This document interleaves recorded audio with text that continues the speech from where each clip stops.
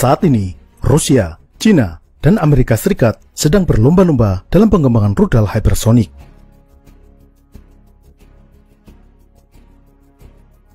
Rusia dengan rudal Zircon, China dengan rudal DF-17, dan Amerika Serikat mengembangkan AGM-183 EERW. Selain ketiga negara tersebut, beberapa negara juga melakukan pengembangan rudal hypersonic. Di antaranya Inggris dan Perancis yang mengembangkan Perseus, India dengan BrahMos 2, Brasil, dan Korea Utara. Apa itu rudal hypersonic? Rudal hypersonic adalah peluru kendali yang memiliki kecepatan hypersonic. Dan apa itu kecepatan hypersonic? Kecepatan terbang di udara dibagi dalam 3 kategori, yakni subsonik, supersonik, dan hypersonic. Kecepatan subsonik adalah kecepatan di bawah kecepatan suara atau di bawah Mach 1. Kecepatan Mach 1 setara dengan 1235 km per jam. Contoh rudal dengan kecepatan subsonik adalah rudal jelajah BGM-109 Tomahawk. Kemudian, supersonik yakni di atas kecepatan suara. Kategori kecepatan supersonik adalah antara Mach 1 hingga Mach 5. Hampir semua rudal udara ke udara dan rudal darat ke udara memiliki kecepatan supersonik. Rudal jelajah yang memiliki kecepatan supersonik diantaranya adalah rudal BrahMos, hasil kerjasama antara India dan Rusia. Dan kecepatan hypersonik adalah kecepatan di atas Mach 5 atau lebih dari 5 kali kecepatan suara. Sebagai gambaran, dengan kecepatan Mach 5, jarak Jakarta-Surabaya dapat ditempuh hanya dalam waktu 7 menit. Rudal hypersonic sendiri dibagi 2 kategori, yaitu Hypersonic Glider dan Hypersonic Cruise Missile atau rudal jelajah hypersonic. Hypersonic Glider atau Hypersonic Glide Vehicle adalah pengembangan dari rudal balistik antar benua. Pada saat re-entry atau kembali ke atmosfer bumi, rudal tidak lagi mengikuti lintasan balistik, tetapi meluncur atau gliding dengan manuver yang berbelok-belok. Ini dimungkinkan karena dilengkapi dengan sayap kecil untuk bermanuver. Kecepatan hypersonic didapatkan dengan memanfaatkan gravitasi pada saat fase re-entry. Contoh jenis ini adalah Hypersonic Glide Vehicle Avangard dari Rusia. Jenis yang kedua adalah rudal jelajah hypersonic. Rudal ini terbang mendatar seperti pesawat terbang, namun dengan kecepatan hypersonic. Untuk dapat mendorong rudal hingga kecepatan hypersonic, dibutuhkan mesin khusus. Mesin turbojet atau turbofan tidak mampu mencapai kecepatan hypersonic, sedangkan roket hanya bisa digunakan dalam waktu relatif singkat.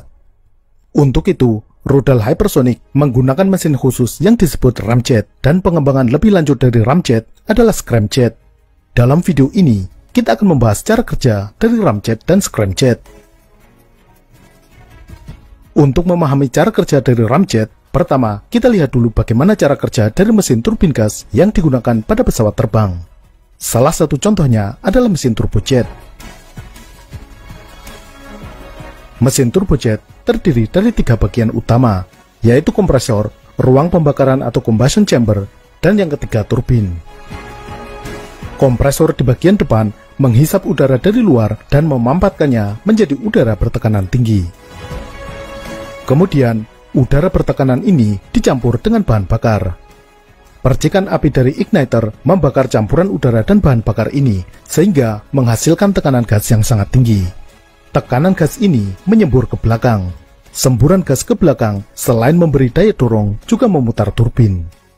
Poros turbin terhubung dengan poros kompresor, sehingga putaran turbin inilah yang memutar kompresor di bagian depan.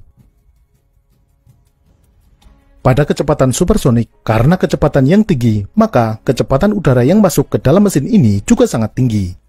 Sehingga tidak lagi dibutuhkan kompresor untuk menghisap udara dari luar. Kecepatan yang tinggi ini menjadikan tekanan udara yang masuk juga tinggi, sehingga lagi-lagi tidak dibutuhkan kompresor untuk memampatkan udara. Udara yang masuk dimampatkan dengan bentuk inlet khusus yang menghasilkan ram effect untuk memampatkan udara. Karena itulah disebut sebagai ramjet. Ram effect ini juga menurunkan kecepatan aliran udara dari supersonik ke subsonik. Setelah udara termampatkan, kemudian bahan bakar diinjeksikan dan dibakar. Tekanan gas hasil pembakaran yang disemburkan ke belakang memberikan daya dorong ke depan.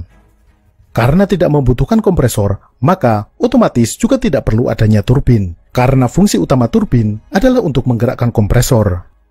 Dengan demikian, pada mesin ramjet hampir tidak ada bagian yang bergerak.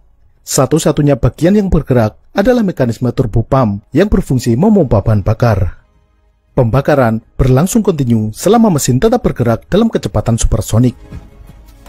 Namun, karena tidak dilengkapi dengan kompresor, mesin ramjet tidak bisa menyala dalam keadaan diam. Pada kecepatan subsonik atau di bawah Mach 1, ramjet bisa bekerja, namun tidak efisien. Ramjet bekerja dengan efisien mulai kecepatan Mach 3.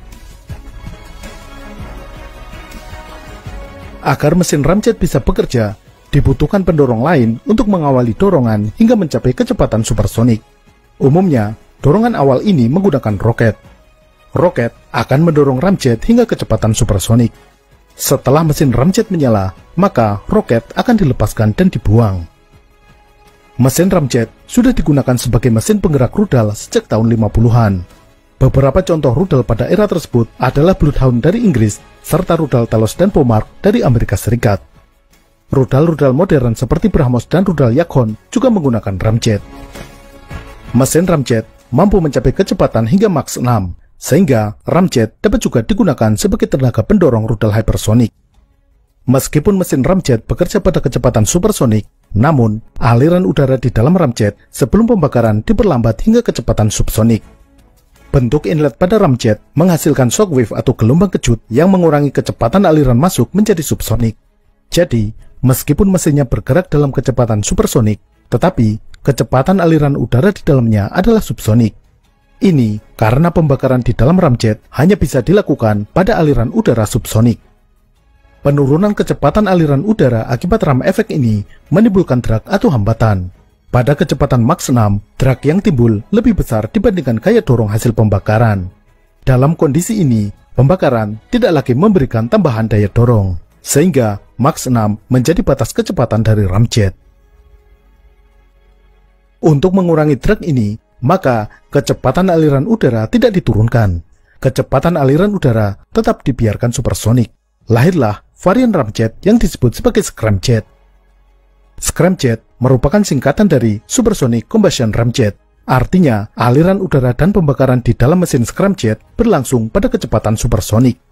Dengan demikian, kecepatan yang mampu dicapai scramjet dapat jauh lebih tinggi dibandingkan ramjet.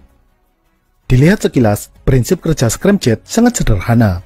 Aliran udara masuk, dikompresi melalui saluran yang sedikit mengecil, lalu bahan bakar diinjeksikan dan kemudian dibakar. Tekanan hasil pembakaran memberikan daya dorong ke depan. Sesederhana itu. Tetapi, agar mekanisme itu dapat bekerja, membutuhkan desain dan perhitungan yang sangat kompleks. Tantangannya adalah bagaimana agar pembakaran dapat berlangsung pada kecepatan aliran udara supersonik. Mengingat kecepatan aliran supersonik, aliran tersebut hanya melewati mesin dalam waktu yang sangat singkat. Bagaimana dalam waktu yang sangat singkat tersebut terjadi pencampuran bahan bakar dan udara serta reaksi pembakaran. Reaksi tersebut harus berlangsung sebelum aliran udara meninggalkan mesin. Jika tidak, akan terjadi flame out atau matinya pembakaran alias mesin mati. Selain itu, kecepatan yang sangat tinggi menimbulkan panas yang besar. Panas ini, selain berpengaruh terhadap struktur mesin, juga berpengaruh terhadap mekanika fluida aliran udara di dalam mesin. Akibatnya, faktor yang harus diperhitungkan dalam perancangan scramjet menjadi semakin kompleks. Panas yang timbul di dalam mesin scramjet bisa mencapai 1600 derajat Celcius. Ini melebihi titik leleh besi. Untuk itu, diperlukan material khusus yang mampu menahan suhu yang besar, juga tentunya sistem pendingin yang efektif. Semuanya itu harus tetap mempertahankan bobot yang ringan. Tidak adanya segmentasi di dalam mesin scramjet juga berpotensi adanya sebagian tekanan hasil pembakaran menekan ke depan, menghasilkan drag yang besar, yang akan menurunkan performa mesin secara signifikan. Hal-hal tersebut di atas harus dicegah demi meningkatkan efisiensi dan performa dari scramjet. Beberapa pendekatan dilakukan, misalnya, memanfaatkan panas yang timbul sebagai heat exchanger untuk memanaskan bahan bakar sebelum pembakaran. Panas pada struktur mesin memanaskan bahan bakar, dan cairan bahan bakar mendinginkan mesin. Bahan bakar juga dipompa hingga tekanan tinggi dan disemburkan dengan kecepatan mendekati kecepatan supersonik, sehingga aliran bahan bakar tidak memperlambat aliran udara. Bahan bakar yang umumnya hidrogen juga ditambah dengan aditif khusus yang bersifat pyrophoric, yaitu otomatis terbakar jika terkena udara. Tantangan pengembangan mesin scramjet menjadi lebih sulit lagi karena tidak adanya wind tunnel atau terowongan angin yang mampu mengalirkan udara dengan kecepatan hypersonic. Sehingga pengujian mesin scramjet harus dilakukan di lapangan dengan pendorong roket atau menggunakan hypersonic chamber test yang sangat mahal. Ini membuat biaya pengembangan scramjet menjadi jauh lebih mahal dibandingkan mesin jet konvensional. Pengembangan scramjet, utamanya sebagai penggerak rudal hypersonic, membutuhkan teknologi tinggi dalam ilmu material, aerodinamika, termodinamika, mekanika fluida, dan teknologi kimia kaitannya dengan bahan bakar. Karena itu, saat ini hanya segelintir negara yang mampu melakukan pengembangan scramjet ataupun rudal hypersonic. Oke, sobat-sobat ilmu pengetahuan semuanya, jadi itu tadi videonya ya. Semoga bermanfaat bagi kita semua. Kembali lagi di lain waktu. See you. Terima kasih sudah menonton. Jangan lupa subscribe dan nyalakan loncengnya agar kamu tidak ketinggalan informasi penting dari video-video terbaru kami.